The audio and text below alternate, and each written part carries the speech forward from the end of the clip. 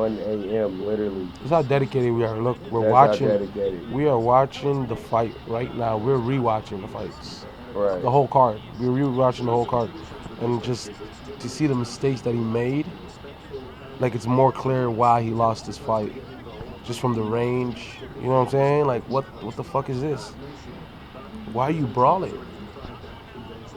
You're doing good when he's jabbing at him. You know, he was jabbing at him. I'm gonna stop this. He was doing so good in the first probably one round or two, but it was not so good. He was just doing good enough to where the fight should have stayed outside. Exactly. It turned into an inside fight. And then I think about the second, third round. Literally, I hope if they confirm it, hopefully it might get confirmed. But I really think he broke his rib, dude, because he just didn't want to move no more on that side. Yeah, that little sneaky body shot he snuck in there. With a That was the third body round. shot. And Was then that the third round? really stopped throwing his hands as soon as that happened. Like, seriously, like, what's going on? In the fourth, he took a deep breath. He goes, and then the whole crowd goes laughing. I don't know if you saw that. You saw that? Yeah, I caught that. Yeah, caught yeah. that, and I felt I was like, whoa, what is that about? And Right? then, literally, at points, it's like he's not throwing his hands. He's not even taking advantage of Andy's body, you know. And then, he throws a little jab, but it was kind of putting Andy where he needed to be. Yeah, it was a But then measuring. he doesn't want to go back to it. He was You know what I mean? measuring. He didn't want to be redundant. He would measure it from time to time, but he wouldn't keep it consistent. Like, he should have kept that jab in his face the whole Right. night. Like, that fight should have been at range. The bigger, longer, taller, stronger guy should have kept him outside and should have never let that guy come inside, ever. The whole fight. And You're staying outside, bro. You're staying right there. You're not getting past this. If you get past this, I'm gonna catch you with the right hand because you're gonna be slipping. I'm gonna have to fly in to throw it. But for some reason, the bigger man started going like this the whole fucking fight with the smaller guy. And now you got an inside brawl. Now it's whoever catches who first. And guess what? He's smaller. His hands are quicker than yours, bro. And it seems like the movement of Joshua just was so, like they kept saying, robotic.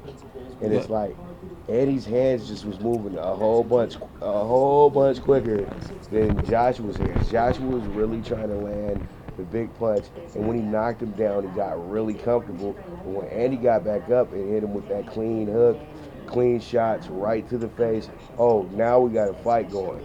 And I think just literally the courage, the heart of Andy Ruiz really pulled him through when he got up right after that knockdown. And man, he knew it was all or nothing at that point, and he was willing to fight. That's probably where he impressed me the most, because after he got knocked down, it was interesting to see how he reacted to the knockdown. It wasn't even like, for a guy that's never been down before, he looked at it like, bro, this guy put me on the ground. Like, I can't believe this. I've never been here before.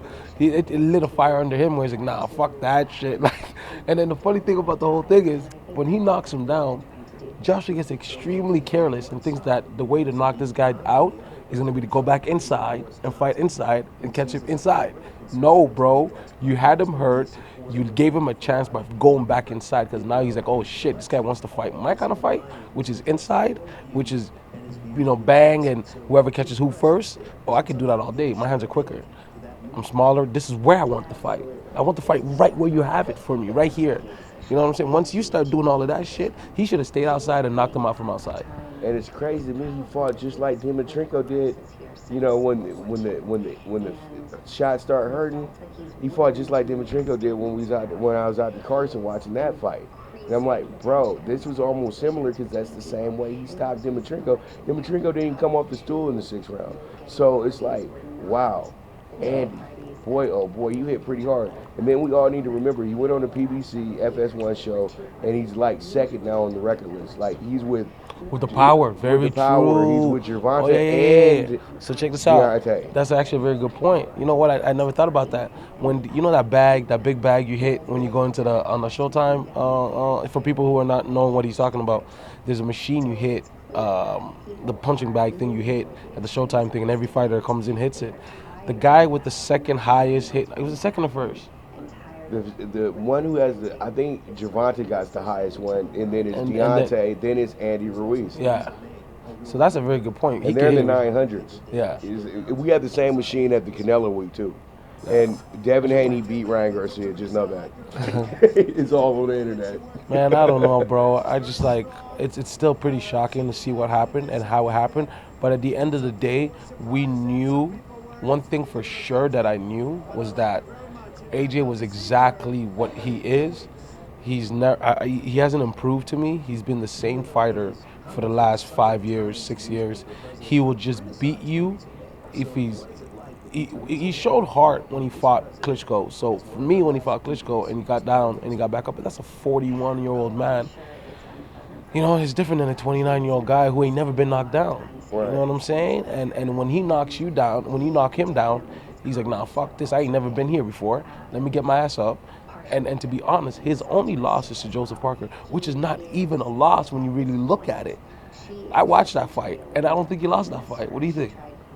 Man, knowing things that they were in New Zealand, just like when we was looking at that card earlier, there's no way they was gonna let Andy Ruiz win that fight without knocking him out. Yeah. So Andy knew tonight it was all or nothing. It was all or nothing tonight because the thing was I'm going down or he's going down, and that's the mentality that I saw in Andy Ruiz. Right, as soon as we got past that third round, he went all in on this thing, and I just feel like that at the end of the day, we really saw such a historic moment, and it shocked all of us. I've never had my jaw almost drop to the ground like that. Yeah. I feel bad. Shout out to Andy Ruiz. Don't be mad at me, man. I thought you was gonna be a victim tonight, but no. We all did. You impressed me, and I told the guy right when we was gonna interview Eddie Hearn yesterday that I told the guy, no, Andy got popped. Andy can hit. Andy knows what he's doing in the ring because he's the Brits that knew nothing about him. And then the guy that was sitting right behind us, oh, this fat bloke, he's the bum. Yeah, I What's heard he about that. doing? Oh, they were And saying then that. They were at the saying end of the that. night when Andy Ruiz wins the fight, we turn around, he's nowhere to be seen, found, nothing. And I'm yelling out to the guy, you don't know what you're talking about. Andy Ruiz knows how to fight. This man has won 105 fights as an amateur, 32 as a pro. So he already is killed off whatever. And Eddie Hearn literally said Joshua's not that experienced as Ruiz. Look, Wow. man, look, you can make all the Wow. excuses you want for Joshua. Everybody can make all the excuses they want for him. He was a champion. He beat guys. I just think that what this fight made me question, like we were talking about before, was I already knew who the two guys were that could beat him, which was Wilder and Fury. And again, just on the record, I have Fury number one, Wilder two, and I had Joshua three. However, what this made me question, I was like, how many more guys out there can beat him? And I honestly think Dylan White is one of those guys. I think that, I think Dylan White's one of those guys. Even the Nigerian kid there. F.A. Jabba, shout out to my boy too, F.A. man, the Nigerian Drago himself. And he told us he ain't nobody's sparring partner.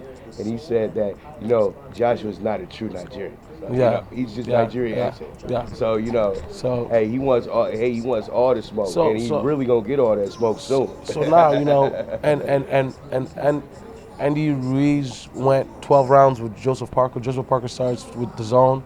They make the announcement this weekend. And things are about to get very interesting. And how I had it was the top three were Fury, Wilder, Joshua. Then I had another level under that, which was Ortiz, Dylan White. Who am I missing on that second level? Do you have Chisora in your group? Our boy we were with earlier? Yeah, I have him in that group. There's somebody I'm missing though. Povetkin? Is it Povetkin? No, Povetkin. Is it Povetkin? No. Is it Pulev? Povetkin was really on his last leg in that Joshua sure fight was. because that was a pushover fight. Really, that didn't they call that one a tune-up or something of that nature? Yeah, you know what I mean. That's him off the juice. Right, and he said, okay, yeah, it's a tune-up before I get Wilder because they're thinking at the end of the day they'll get Wilder, and that deal doesn't fall through. And Deontay, you did a great job. Be patient.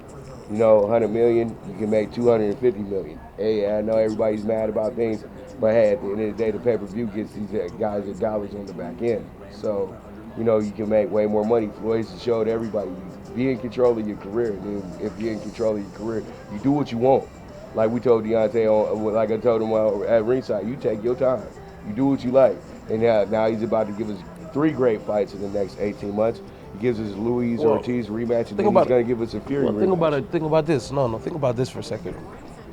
where does this, and this is another thing that's crazy. Where does this put Joshua now? Because I mean, Joshua's still Joshua, right? But look, he has to do the rematch with Andy, so that still keeps him out of the picture between the other two guys, which is Wilder and Fury. They do the rematch. Let's say he wins. That's 1-1. That means they got to fight again, Yeah. Yep. right?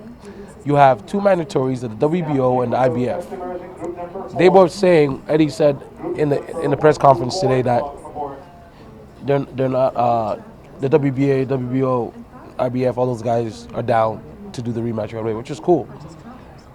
But how many years does that put him away from the rest of those two guys? Are we looking, because 2020, because let's say they fight this year at the end of the year, right? Let's say Andy fights Joshua in the next 5-6 months. That puts it at the end of the year, right? Wilder's fighting, what, in a month? 2 months?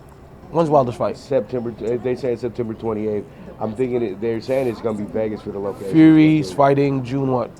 15th. We'll be. I'll be in Vegas for that. I could see Fury taking one more fight in the spring, in the fall, Right. and then fighting thing at the top of the year, January, right? Right. Now let's say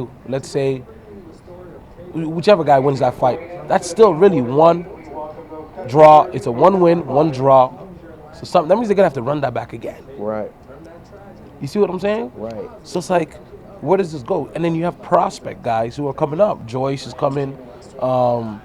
Dubois is coming, and he has a pretty. Let me get on the record. I should get on the record right now. Actually, let me say this on record right now. I don't think Dubois gets past that guy from the other prospect that aspires with our Fury. Christopher Lovejoy. I don't know. Is it Lovejoy? Yeah, the white boy, the bald white boy. Lovejoy is sparring with him all week, but shout out to my man Chris Lovejoy. You already know what it is. The English kid. No, Chris Lovejoy is from No. the hood. Let me find out. Let me find out Dubois' next fight. I'll tell you right now who it is. Nathan Gorman. Nathan Gorman. Okay, so I didn't know about Nathan Gorman at all, right? He is the British world heavyweight champion. He's the British, the Commonwealth Championship. Excuse me, that's what he has. He has the Commonwealth belt, right? Which is what a prospect has to get in England in order to move up into international competition. So he has that belt, the British heavyweight title, whatever you want to call that belt that they own over there, and they're fighting for that belt now. I don't think that Dubois. I don't know if that's an easy fight for him. I don't think at all. So I have a lot of question marks for him too. I'm feeling like now with the heavyweights, like we've talked about before, if they were able to get this tournament thing going for the heavyweight division, it would be like the March Madness of boxing, dude, because there could be a lot of upsets in this thing. A lot. Because heavyweights has never been about going to decisions. We never want to watch a 12-round heavyweight fight. Unless there's a knockout in the 12th round. Unless both guys get dropped somewhere at some point. You got to have knockdowns. Yeah. If you don't get a knockdown in the fight, it's an absolute dud. Every single time. You know, you get a welterweight fight, they go 12 rounds. Hey, boom, guys went back and forth. Hey, damn, it was a great fight. But when it comes to the heavyweights, you got to put them out. And if you don't put them out, we don't want to win. You lose our interest. You know what I mean? And I think that's where Joshua had such a magnifying thing. That's why Deontay's so magnifying, because they pretty much knocked out everybody they fought. But literally, at the end of the day, though, we see who got the bigger chin and really who had maybe the better resume as we go over the last 3 years or so. Because, yes, as you said before, Klitschko was 41. Povetkin is really over the hill. No juice. Out of there. And then who else was in the group? Who was right before Klitschko? Parker was after Klitschko. So in Brazil. It was Brazil, no? Yeah, Brazil was right before Klitschko. Takum.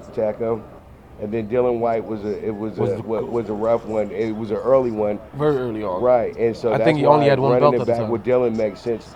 It really does make sense. Dylan is a live horse in this race.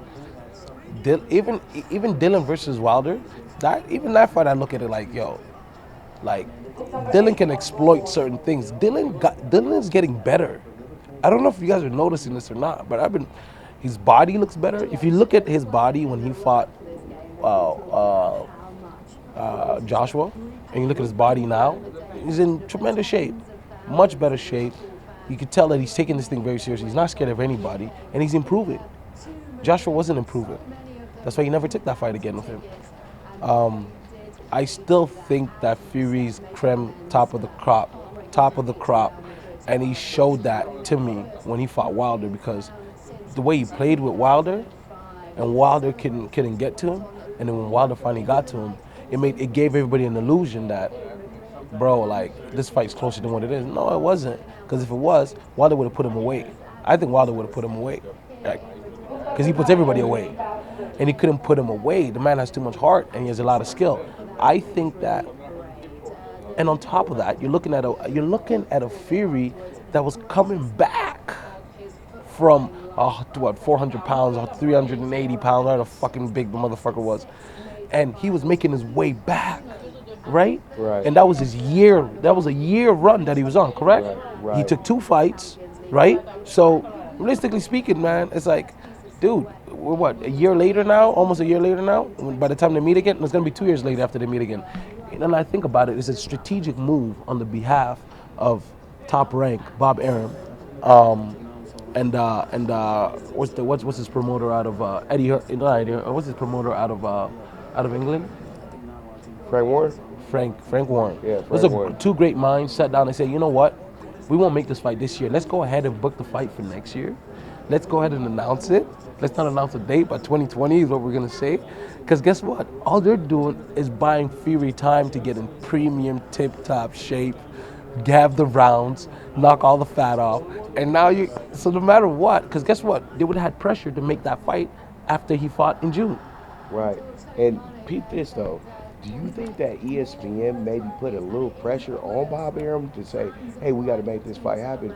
And do you think at the end of the day, ESPN might be the one that's going to show the fight, because they might put the more dollars into it, because this is something huge for ESPN at this point? Would you think they would want to win the bid more? Where was the last fight? Was it an ESPN fight or was it a Showtime pay-per-view fight? It was a Showtime pay-per-view fight. Well, a lot has changed since December 2018 till now, because guess what? ESPN has pay-per-view now. Right. So, and that happened. What was the first one? Who was the first one that they did? The first one is Crawford Khan. It's Crawford Khan. That was an ESPN pay-per-view card. And that was a hype pay-per-view card, hype pay-per-view because of Crawford. And see, this opens the doors not just for Fury and Wilder. It does open the door for Spence and Crawford as well too. And if ESPN comes with the bag, like seriously comes with the bag, then them and Showtime, I think, could maybe do a joint deal. But really, ESPN could just take this whole thing over, because as we spoke before, there's a lot of pressure at Showtime in a sense right now, because they are looking for the next superstar, since everything's a little limited now when you just got one promotion group there. But see, the thing is, though, that's what makes it so great about Eddie Hearn and his group, because yes, you got Matchroom, you got the Zone, you got all this stuff, but they can still fight fights on Showtime. They can still have their guys on ESPN. They can negotiate with everybody. Well, being across the pond allows them to stay out of the politics. Right. This was an American politics. Right. It started off with HBO and Showtime, and then now it's just spread across everywhere. Right. It was always, Floyd always fought. I don't know if you noticed or not, but damn near his last maybe 15 fights prior to, let's say, Conor and Berto, and were all Golden Boy guys. He's a Golden Boy killer. He probably fought 10 guys in a row Golden Boy when they were all in business together, right? Right. Most of those guys were Golden Boy guys. So he kind of picked out of that group as long as they were on HBO. But I don't know, man. Things are taking a turn. The Zone is definitely not fucking around, bro. They're not playing, dude. They just signed Joseph Parker this weekend. They just announced it. Another guy they added to the roster. I mean, man, the heavyweight division, the welterweight division. What other divisions looking real good? Hey, by the way, I want to get on record right now because we talked about this. The fucking guy out of what's the Asian kid's name that we were talking about earlier? Nui. Oh my Monster. God. Oh my God. Bro, I'm scared of that guy. You talk about a beast.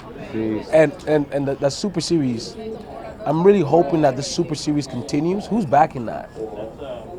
Super Series is, I think it's a Richard Schaefer thing. Ringside. They're involved with that heavily, but they're using it really as the platform for everybody who gets in the tournament. Yeah. It really don't matter who your promoter is. You're in the You're in the tournament. tournament. Because Andrew DiBiase, Mayweather Promotions, trained by Floyd Mayweather What do you think about Sr., him? he's in it as well. What do you think about Tabidi? And some of the quickest hands in the game, and especially to be a cruiserweight and coming on up, he could possibly do a Vander Holyfield job once he gets to the heavyweight division, because Deontay is a throwback heavyweight regardless of what anybody thinks. These guys coming in 262, 270, that's something kind of new. But guys, 215, Ali was fighting at 215. Yeah. Tyson fought at 220. Yeah. His peak size Yeah. is 220. His best size is 220. I was so surprised to see Wilder coming at that 217, 215. I was completely shocked. I would have thought he would have put on and came in at 230. But you know what's so funny? When we had the interview, I asked him, I said, bro, what made you come in at 212, 215?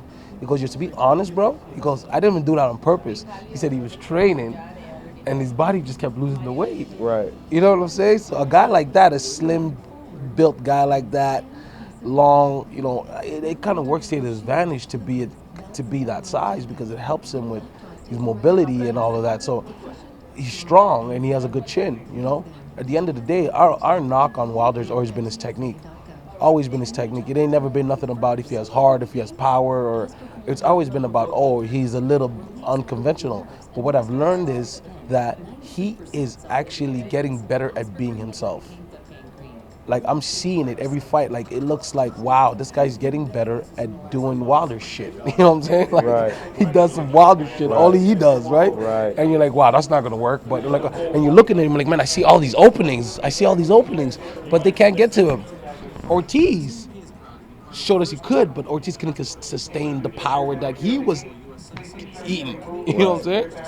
So it's interesting to see where this goes, man. It's so interesting, man. And just simply, dude, come on. He dropped Brazil like a ton of bricks. Unbelievable. At 225, Brazil comes into the fight at 263. He's 5 pounds lighter than Andy Ruiz.